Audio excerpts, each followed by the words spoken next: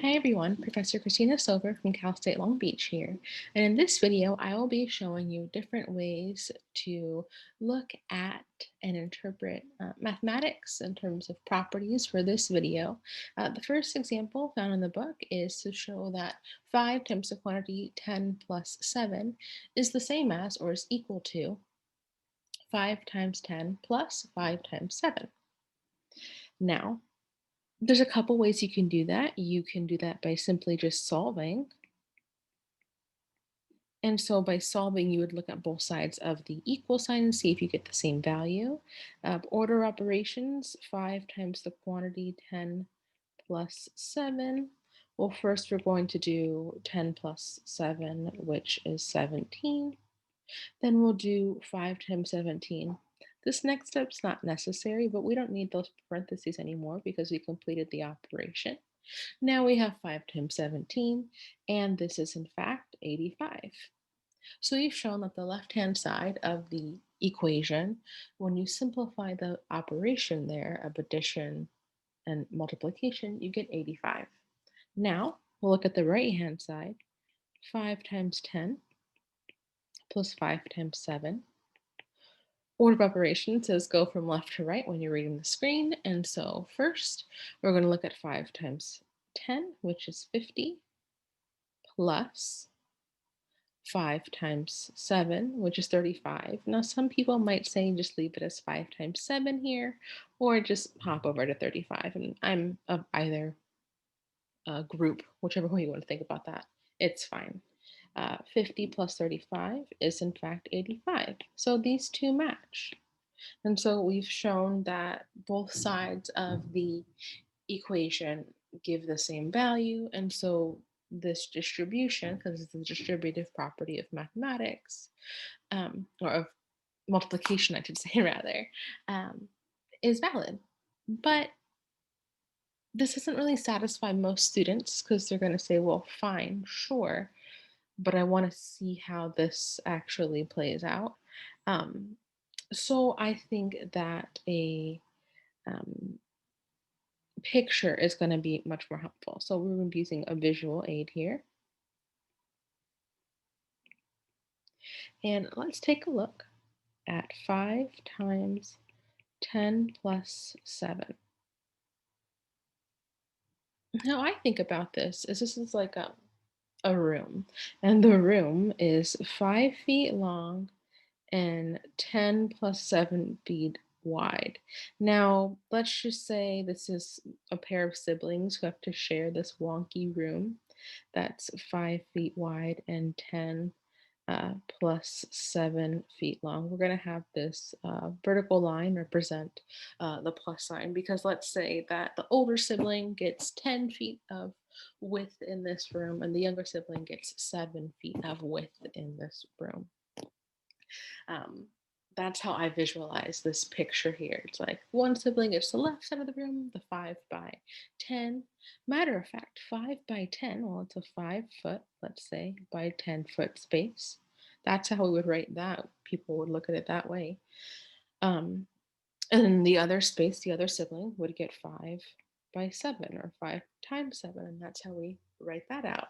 So in these rectangles, we have that 5 times the quantity 10 plus 7 is equal to 5 by 10, or 5 times 10, plus 5 by 7, or 5 times 7. And so in fact, using a visual, we showed that the number 5 times the quantity 10 plus 7 is the same as, is equal to 5 times 10 plus 5 times 7. And this tends to sit better with students rather than just solving it out. Um, if there's any questions about this example, please feel free to ask. And again, this is the distributive property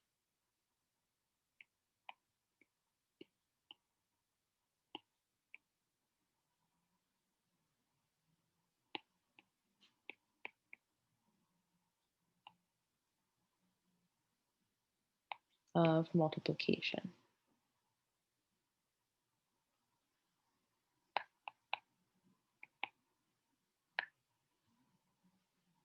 This next example I'm going to give is going to be looking at the associative property. And this is also found in your book. Let me just remind myself of the example. Give me one moment. We're trying to show that 13 plus 17 is the same as 17 plus 13. I apologize for that sound. You're going to hear my cats, Felix or Sophia, and my baby Logan, quite often in these videos. So I appreciate your patience and I apologize if it's distracting. I try to record these when the cats and the human are napping. So I apologize. Going back to this, we can look at this example, 13 plus 17 equal to 17 plus 13, and solve it out, and we can see that it's 30, I hope. But I think visual is really what's going to help us here. Now, for me personally, I think about a number line. Now, do we actually care about the number 0 on this number line? I know a lot of teachers will say, oh, yeah, you have to put where the 0 is, wherever the 0 is. But a number line is this fluid tool, and we're just looking at a piece of the infinite continuous number line. And so we really only care starting at about around 10 because our numbers are 13 and 17. So I'm going to write the 10 in. Maybe I'll go by fives and make sure my spacing is as equidistant as possible. And we know because we've had more practice with math than maybe our students have in K-12 that we really only have to go to 30, but we'll go to 35 just for sake. And so then I'm going to write the numbers in between. Maybe I'll just do dashes. And see how I only did 3 there. That's not going to be enough, so I have to go back and fix that. 11, 12, 13, 14, 15, 16, 17, 18, 19, 20, 21, 22, 23, 24, 25, 26, 27, 28, 29, 30, 31, 32, 33, 34, 35. Now, they're not all perfectly equidistant. This is just a visual aid.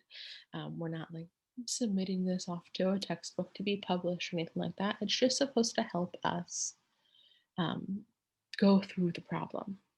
And so what I'm looking at, for example, let's use green. 13 plus 7. What that's telling me is I start off with 13 right here. And it's plus 17, I apologize. And I have to add 17. And maybe you do that by counting 17 little tallies and you count up 17 ones until you get to 30. And that's 17 ones. And so that's how that works out for you. Or maybe you jump by, 10, because you can see 13 to 23 really easily. And then maybe you go a few more until you get to 30. Or maybe you just know that from 13 you add 17 and then you get to 30. Either of those 3 options are fine. Let's use orange. Now another visual we start with, well, when I see 17 plus 13, I think start with 17. Right here at this orange space between 15 and 20. Then I add 13 more, and you can count all the little jumps until you get to 13. 17 plus 13 is equal to 30, or a big arc to get to 30. So this is one way to visualize 13 plus 17 equals 17 plus 30, plus 13, and they both equal 30. Another one I might think of is if you start off with like 13 of an item and add 17 more, maybe 13 textbooks. You add 17 more textbooks, or more fun, 13 tacos, and you add 17 more tacos, and then vice versa. But that's what I'm going to show for here. The next thing I want to talk about is the commutative property of multiplication. Um, Oh, and I apologize. I should write this down. I said earlier, I misspoke and said that this was associative property. This is actually the commutative property of addition. Commutative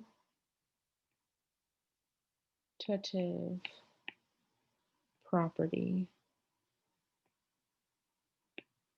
of addition.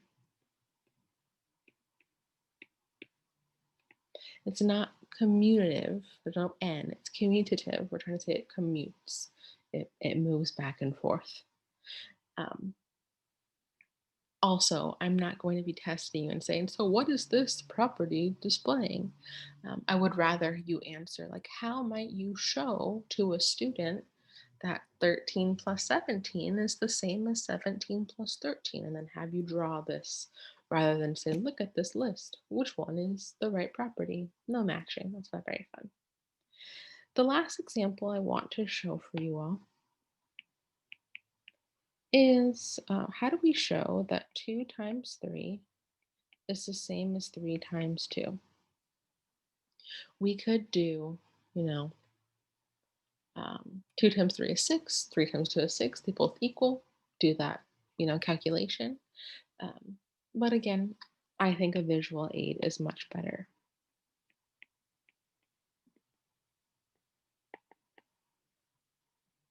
When I was learning multiplication, I was actually doing it with Legos, and there's one Lego piece that looks about this big, and it has the little dots on top, the little nubs that like connect the different Lego pieces together. And it looks something like this. Clearly, I'm a mathematician and not an artist, but I hope you get the idea from my little blue Lego piece here. Well, there's 2 rows here,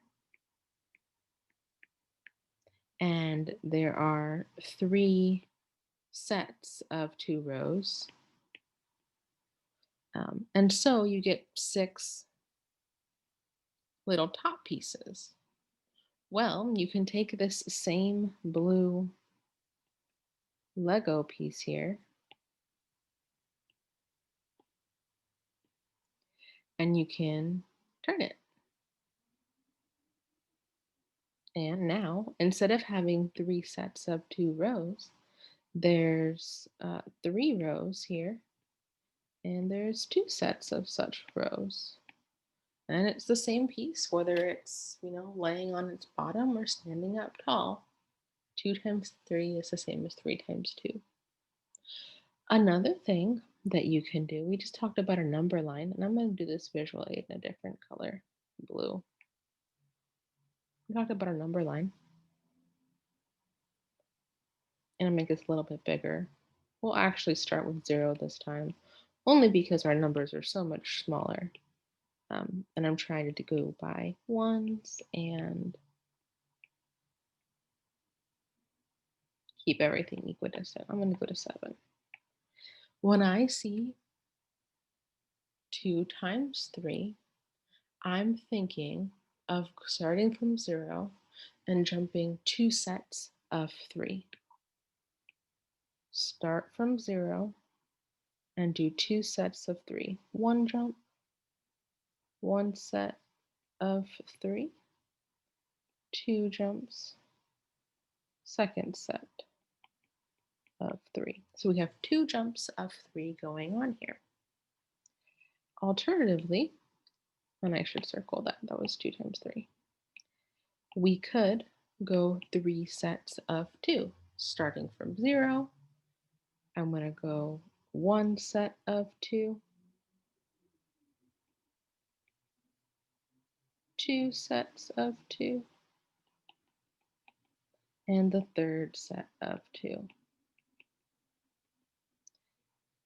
Just like with addition, when we were showing that commutativity works, commutativity of multiplication works very similarly, but instead of just doing one arc, one set, we're doing 2 sets. And I wonder where that is. Well, multiplication is just repeated addition, and so the number of jumps we do is just the number of adding on of that number. And again, this is the commutative property, commutative property of multiplication.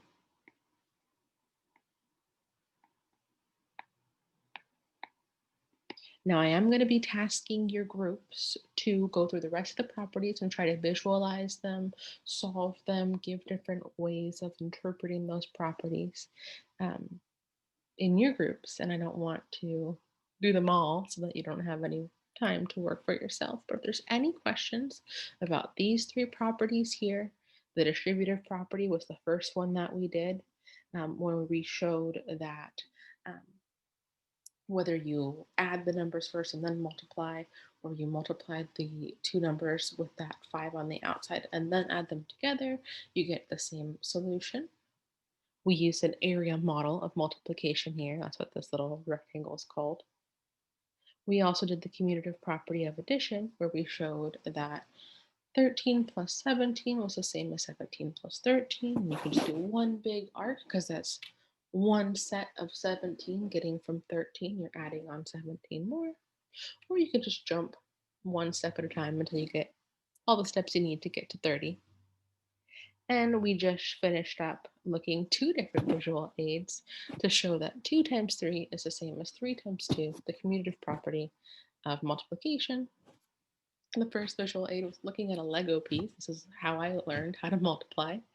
Um, or a number line again and looking at the sets of jumps that occurred, or the sets of addition, really, because multiplication is repeated addition that occurred to get to the same solution starting from 0.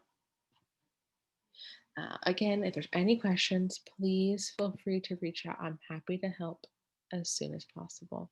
Thanks so much for watching. See you in class. Bye.